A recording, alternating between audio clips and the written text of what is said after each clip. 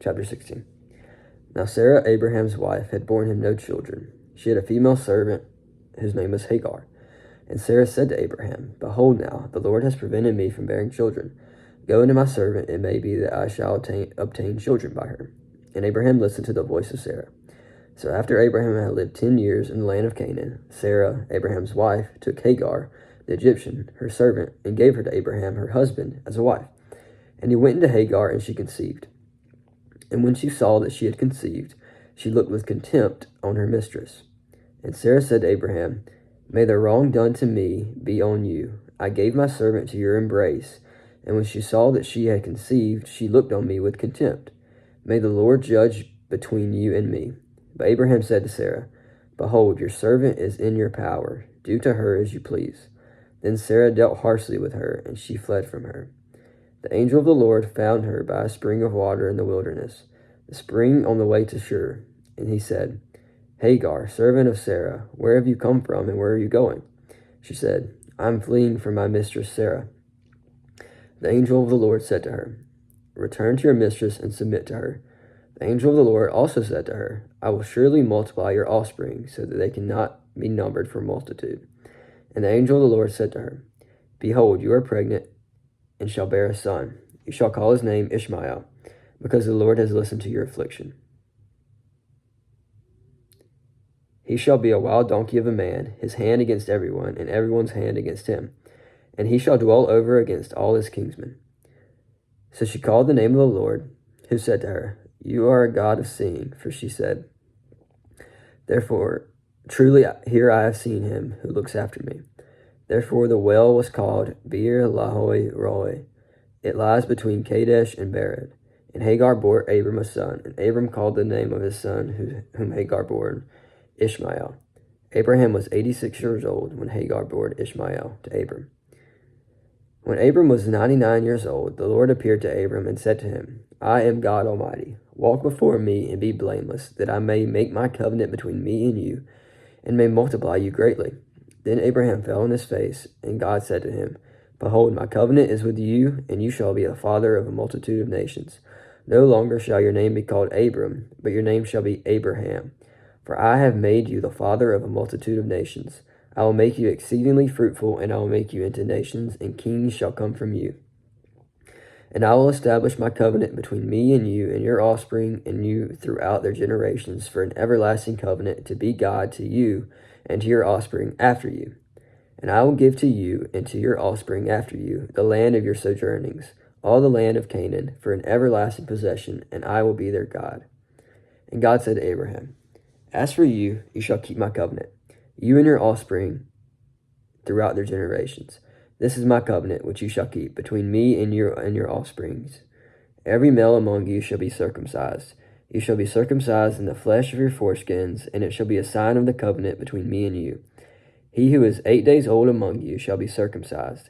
Every male throughout your generations, whether born in your house or bought with your money, from any foreigner who is not of your offspring, both he who is born in your house and he who is bought with money shall surely be circumcised. So shall my covenant be in your flesh, an everlasting covenant. Any uncircumcised male who is not circumcised in the flesh of his foreskin shall be cut off from his people. He has broken my covenant. And God said to Abraham, As for Sarah, your wife, you shall not call her Sarah, but Sarah shall be her name. I will bless her, and moreover, I will give you a son by her. I will bless her, and she shall become nations, kings of peoples shall come from her. Then Abraham fell on his face and laughed, and said to himself, Shall a child be born to a man who is 100 years old? Shall Sarah, who is 99 years old, bear a child? And Abraham said to God, Oh, that Ishmael might live before you. God said, No, but Sarah your wife shall bear you a son, and you shall call his name Isaac.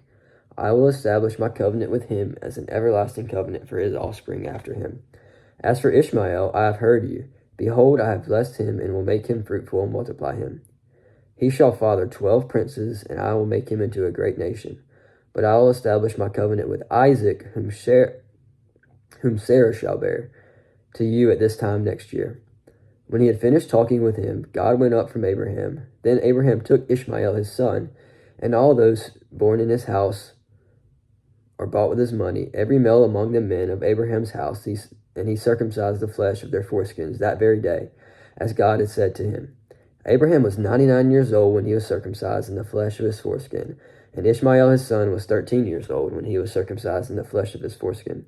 That very day Abraham and his son Ishmael were circumcised, and all the men of his house, those born in the house and those bought with money from a foreigner, were circumcised with him. Chapter 18. And the Lord appeared to him by the oaks of Mamre, as he sat at the door of his tent in the heat of the day. He lifted up his eyes and looked, and behold, 3 men were standing in front of him. When he saw them, he ran from the tent door to meet them and bowed himself to the earth, and said, O Lord, if I have found favor in your sight, do not pass by your servant. Let a little water be brought, and wash your feet, and rest yourselves under the tree, while I bring a morsel of bread, that you may refresh yourselves, and after that you may pass on, since you have come to your servant. So they said, Do as you have said. And Abraham went quickly into the tent of Sarah, and said, Quick, 3 seahs of fine flour, knead it and make cakes. And Abraham ran to the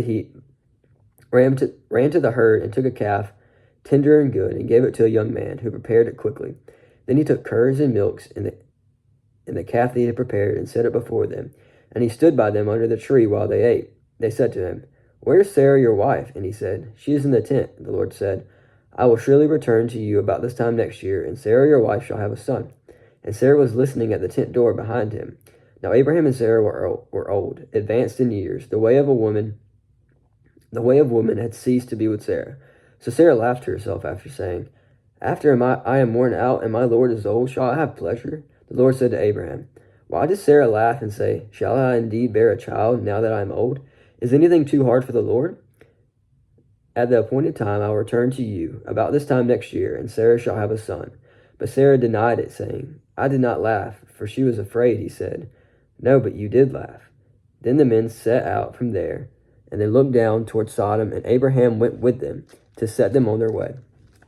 The Lord said, Shall I hide from Abraham what I am about to do, seeing that Abraham shall surely become a great and mighty nation, and all the nations of the earth shall be blessed in him?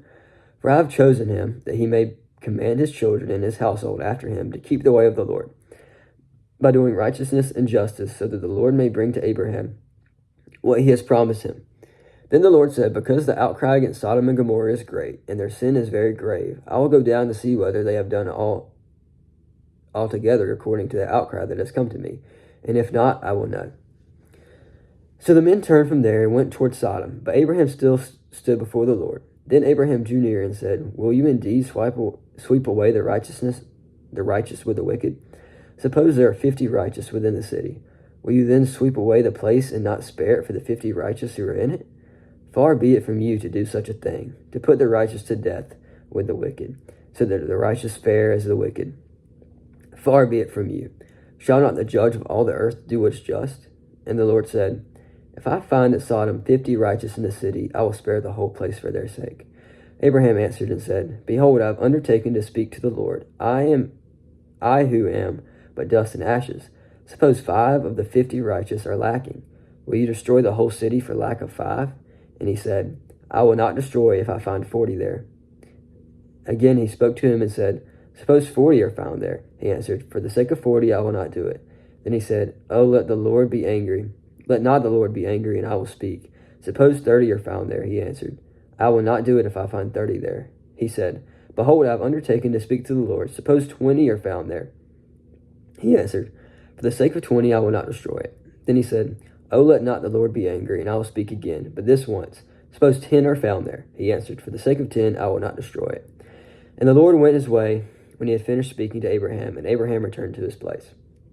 Chapter 19. The 2 angels came to Sodom in the evening, and Lot was sitting in the gate of Sodom. When Lot saw them, he rose to meet them, and bowed himself with his face to the earth, and said, My Lord, please turn aside to your servant's house, and spend the night and wash your feet. Then you may rise up early and go on your own way. They said, No, we will spend the night in the town square. But he pressed them strongly, so they turned aside to him and entered his house. And he made them a feast and baked unleavened bread, and they ate. But before they lay down, the men of the city, the men of Sodom, both young and old, all the people to the last man, surrounded the house. And they called to Lot, Where are these men who came to you tonight? Bring them out to us, that we may know them. Lot went out to the men at the entrance, shut the door after him, and said, I beg you, my brothers, do not act so wickedly. I have 2 daughters who have not known any man. Let me bring them out to you, and do to them as you please. Only do nothing to these men, for they have come under the shelter of my roof." But they said, "Stand back." And they said, "This fellow came to sojourn, and he has become the judge.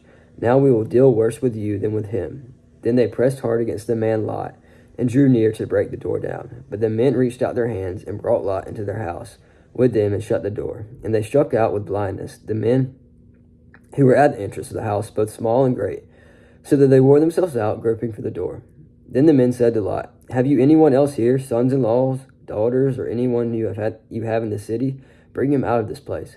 For we are about to destroy this place, because the outcry against its people has become great before the Lord, and the Lord has sent us to destroy it."